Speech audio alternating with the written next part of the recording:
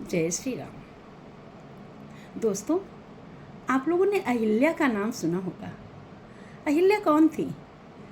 अहिल्या गौतम ऋषि की पत्नी थी, जो गौतम ऋषि के श्राप के कारण ही पत्थर की मूर्ति बन गई थी। एक लघु कथा सुनाने जा रही हूँ। गौतम ऋषि की पत्नी अहिल्या बहुत सुंदर थी, बहुत रूपवान थी, बहुत तेज था। उनके रूप को देख करके इंद्र और चंद्रमा के मन में कुटिल भाव आ गया।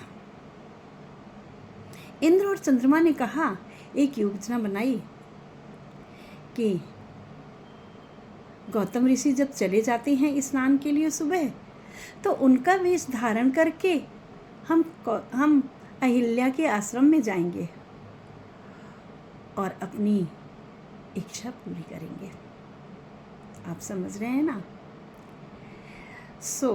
इसलिए मैं कुछ गुप्त बखानी, इसलिए मैं कुछ गुप्त बोल रही हूँ।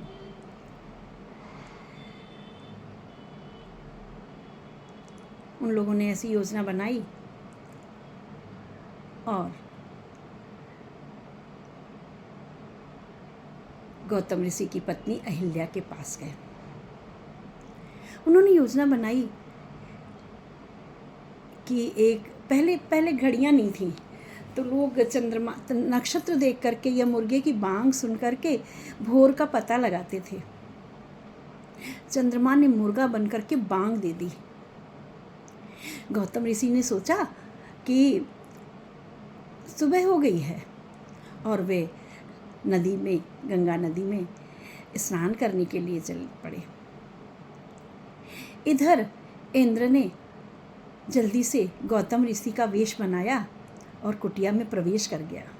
इंद्र अहिल्या पहचान नहीं पाई। उन्होंने कहा, आइए, आज आप बहुत जल्दी स्नान करके आ गए।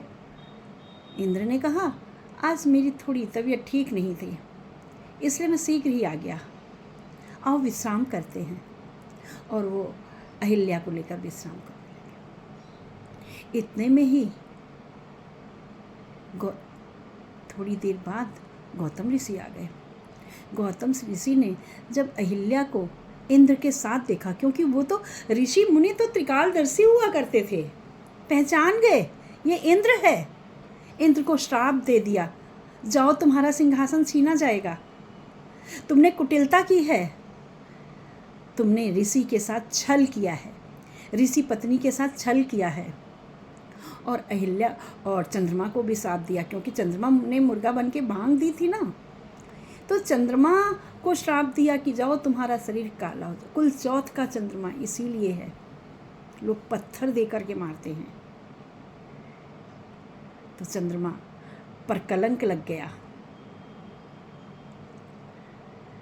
गौतम ऋषि ने अहिल्या को भी श्राप दे दिया, जाओ तुम पत्थर बन जाओ। और अहिल्या पत्थर की मूर्ति बन गई।